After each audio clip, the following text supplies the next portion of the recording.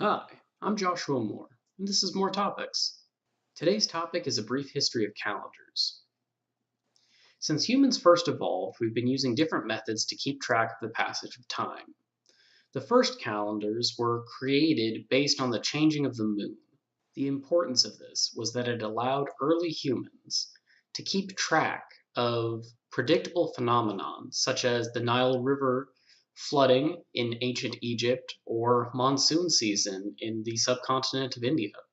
These early methods of keeping track of time started to appear in the fossil record around the Neolithic era, which was around 9000 BC to around 3000 BC. Calendars require writing. It's a technology that you just can't have a calendar without. And so the first calendars began to appear in the Bronze Age, around 3000 BC to around 1200 BC in the Middle East. The Assyrians created the Babylonian calendar, a system that used 12 lunar months, each of which began on the new crescent moon. Using the moon as the source of time passing is a very common theme in most early calendars. The Hebrew calendar developed alongside the Babylonian calendar, influenced by the Hebrews' exile in Babylon. Incredibly, this calendar is still used today. According to the Hebrew calendar, we're in the year 5779. It is primarily used for religious purposes despite being the state calendar. Its main function is to determine when Jewish holidays are, though its usage has begun to decline as they've moved more towards the de facto world calendar, the Gregorian. The Gregorian calendar came from the Roman Julian calendar, which was created by Julius Caesar in 45 BC. For a little more than 1600 years, Europe and European settlements used this calendar. And, like the Jewish faith, the Eastern Orthodox faith still uses this calendar today. This system was different from other Mediterranean and Middle Eastern systems because it was independent of the lunar cycle. It instead used a mathematical algorithm and an insertion of a leap day. That's not to say that calendar technology stopped there or was unique to the Mediterranean region.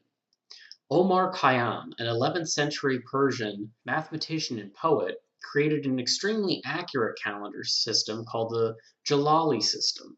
This system, created in 1079 CE, calculated that a day was made up of 365.242196 days, while today it's calculated as 365.242190 days, or rather a difference of 6 trillionth. The Mayan civilization also independently created very accurate calendars. Their system of long cycles was the reason that in 2012 some people thought the world was going to end. It was just the end of one of those long cycles. But they also came up with a 365-day calendar. As well, the Chinese have had calendars for thousands of years, and they still use them to some extent as well. The Chinese New Year is a very important holiday. Pretty much anywhere that a civilization sprouted, a calendar was sure to follow.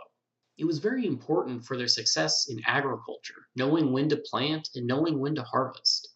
But in 1582 of the Common Era, Pope Gregory XIII decided to reform the Julian calendar, because though it got a lot right, it was basing each year on being exactly 365 and a quarter days. And as Omar Khayyam calculated, that's just not accurate. And so the equinox was moving on paper from when it could be observed in the natural world. The consequence of this is that Easter, a very important holiday for the Catholic Church, was being miscalculated. And so Pope Gregory XIII wanted to fix this discrepancy. And that's a brief history of calendars: independent innovation, adoption, and mutual influence. Thanks for watching, and keep learning.